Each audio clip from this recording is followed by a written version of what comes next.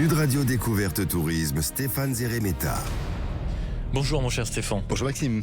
Noël approche bien évidemment et donc c'est une escapade en Alsace qui est décidément immanquable en ce moment. Absolument, et je vous propose d'aller en Moselle. Bon, ici c'est bien plus qu'un marché de Noël qu'on va trouver. On va plonger dans l'identité alsacienne. L'hiver est une des périodes les plus festives de l'année. Un peu partout en Moselle, il y a des événements pendant cette période. Bien sûr, le marché de Noël de Metz qui accueille chaque année plus de 3 millions de visiteurs. Toute la ville vit au rythme de ces 130 chalets, ces 200 exposants, c'est vraiment superbe.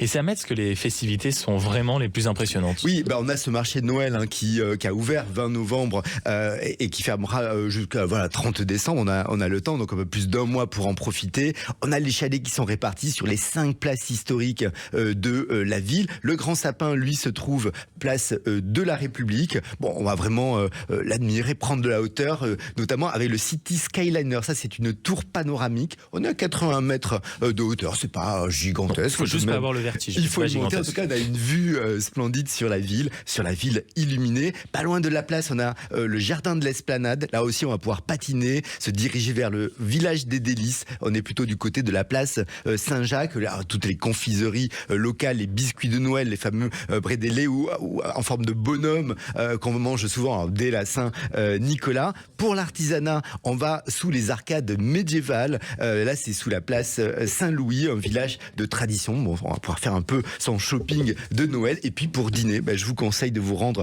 à la place de la Comédie. C'est le village des gourmets. On est au bord de l'eau. On va s'attabler dans les chalets, partager un vrai repas de fête. C'est vraiment très très sympa. Et vous vouliez aussi nous dire un mot du sentier des lanternes à Metz. Alors on a le square Boufflers là qui se transforme en village de Noël lumineux. Il y a plus de 2000 lanternes. Alors certaines sont assez spectaculaires, notamment la grande roue, le sapin, lanterne, 4 mètres de hauteur. Au fil de ce sentier des lanternes, on va se balader sous les arbres, entre les maisonnettes, les allées illuminées, c'est absolument magique. On pourra rencontrer Saint-Nicolas, le Père Fouettard, mais aussi Casse-Noisette. Les lutins du Père Noël ne seront pas ça fait du monde. en reste, quand même, il y a de quoi rencontrer. Et en plus, le tout entre dans une démarche éco-responsable. Ce sont des LED qui sont utilisés, basse consommation, les structures sont recyclées, les sapins sont ensuite replantés. Donc il y a toute une démarche au-delà sur ce sentier lumineux des lanternes à Metz. C'est un sentier engagé, comme on dit. Absolument. Et il y a la Moselle qui est aussi connue pour l'artisanat du verre. Alors là, c'est à Mézental et c'est la boule de Noël absolument qui est un art avec un village qui a été pionnier dans la verrerie jusqu'en 1858. La coutume était d'accrocher des pommes de pin, des pommes au sapin de Noël. Mais après, il y avait eu un épisode de sécheresse, donc il n'y avait pas trop de pommes. En tout cas, on préférait les manger. Et c'est là qu'un artisan verrier a créé les fameuses boules de Noël. Et chaque année, il y a vraiment de nouvelles créations qui sortent de leur four, qui perpétuent le savoir-faire absolument unique au monde. C'est pas des trucs en plastique complètement moches. Alors c'est des magnifiques boules. C'est vraiment complètement moche. Et en tout cas, le site verrier de Mézental se visite. On va pouvoir en profiter. Donc il dévoile un peu toute l'histoire de l'aventure verrière mosellane. D'ailleurs, toutes les 15 minutes, on peut assister aux démonstrations des verriers. C'est un petit côté impressionnant. C'est vrai parce qu'en fait, il faut quand même avoir des gestes très précis. Ce sont des artisans et c'est vraiment absolument superbe. Et il y a également d'autres villages de Moselle qui méritent une visite durant la période des fêtes, qui valent le détour. Oui, il y en a plusieurs. En fait, il y a Aubourg, par exemple, qui domine la vallée depuis son promontoire rocheux. Il y a des remparts, le château d'Ozanne qui est illuminé pendant les fêtes. Le village est absolument sublime. Il y a tout un petit marché de Noël. Là aussi, un sentier de lanternes, plus de 70 créations lumineuses. J'aime beaucoup aussi Sarrebourg. Là, c'est vrai qu'on est au cœur d'un paysage naturel absolument sublime, façonné par la forêt. Cette forêt de Sarrebourg, en fait, est intégrée à la réserve de biosphère transfrontalière des Vosges du Nord.